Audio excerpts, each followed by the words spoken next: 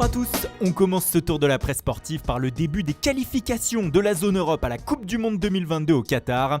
Et faux départ hier soir pour l'équipe de France, championne du monde en titre.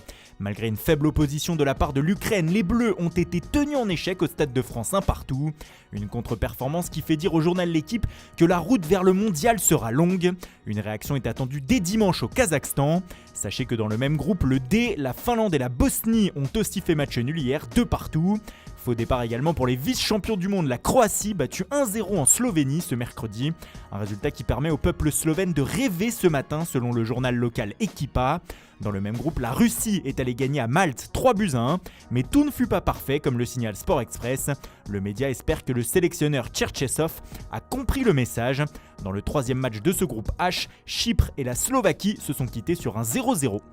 La France et la Croatie ont donc galéré hier, mais que dire des Pays-Bas? Les Néerlandais ont littéralement pris l'eau en Turquie ce mercredi, défaite 4-2.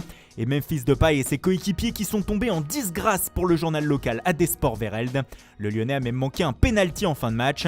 Grosse joie en revanche en Turquie où Photomatch écrit que leurs ressortissants ont parfaitement entamé leur épopée vers le Qatar. Dans le même groupe, la Norvège est allée s'imposer à Gibraltar 3-0 et le Monténégro en Lettonie 2-1.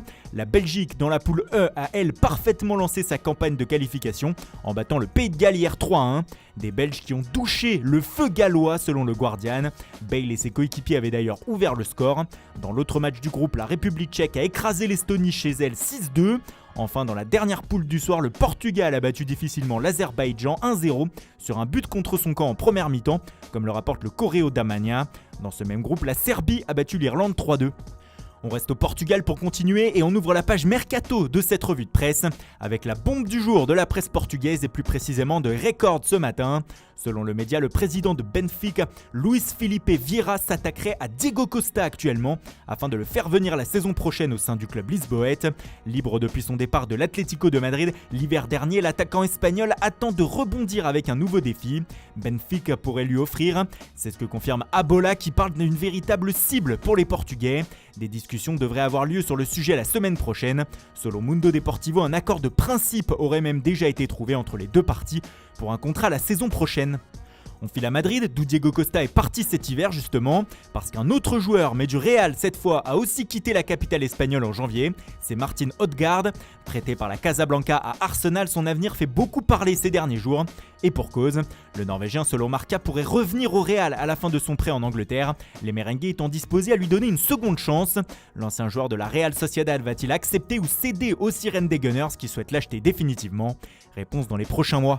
Odegaard peut être de retour au Real, mais sans doute pas Cristiano Ronaldo. Après les folles rumeurs des dernières semaines, la Juventus, par la voix de son vice-président Pavel Nedved, est sorti du silence et a mis les barbelés hier autour de sa star. Comme le rapporte la Gazzetta dello Sport, l'ancien milieu offensif tchèque a indiqué que le Portugais allait rester à Turin la saison prochaine et que ceci était sûr à 100%. Fumée blanche et noire donc pour CR7 selon le média, qui précise que Ronaldo a tout de même demandé quelque chose pour rester, des renforts afin d'avoir une équipe plus compétitive en Serie A et en Europe. Nedved, dans la même interview, a aussi maintenu à son poste son entraîneur, Andrea Pirlo, comme le rapporte Tuttosport. Lui aussi est 100% sûr de rester la saison prochaine si l'on en croit le vice-président de la Juve. En revanche, on ne peut pas en dire autant pour Paulo Dybala. L'Argentin qui ne joue plus beaucoup au sein de la Juve serait sur le marché si l'on en croit les paroles de Nedved hier. Comme le rapporte le Corriere dello Sport, le club évaluerait actuellement les opportunités sur le marché pour son attaquant. Peut-être la fin d'une belle histoire entre la Joya et la Juventus l'été prochain. Et on termine par un mot de l'actualité du FC Barcelone.